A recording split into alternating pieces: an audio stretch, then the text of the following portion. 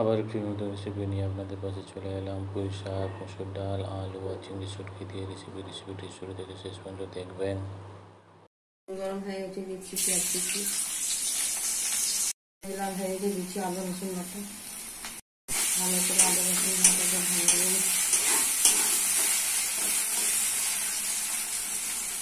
রসুন লাল হয়ে গেছে। দিচ্ছি মশলা, হলুদ গুঁড়ো 1 চামচ, লঙ্কা গুঁড়ো 1 চামচ, জিরা গুঁড়ো 1 চামচ, ধনে গুঁড়ো 1 চামচ, লবণ 1 চামচ। মশলা ভালো করে কষে নিতে হবে। মশলা কষা হয়ে গেছে, দিয়ে দিচ্ছি চিংড়ি শুটকি, ভালো করে মশলা কষে নিতে হবে। মশলা কষা হয়ে গেছে, দিয়ে দিচ্ছি মসুর ডাল,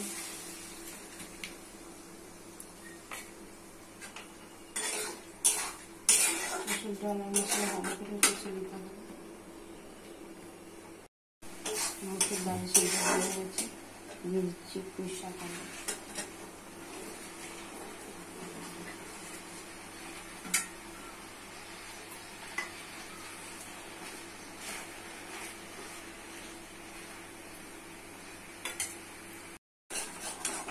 ভালো করে কষে নিতে হবে। পুঁই শাক, আলু, মসুর ডাল, ঢাকা দিয়ে ভালো করে নিতে হবে।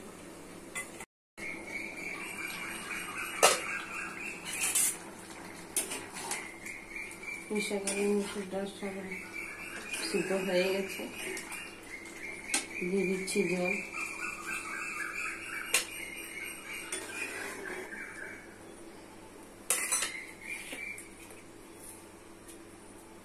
দিয়েছি জিরা ভাজা,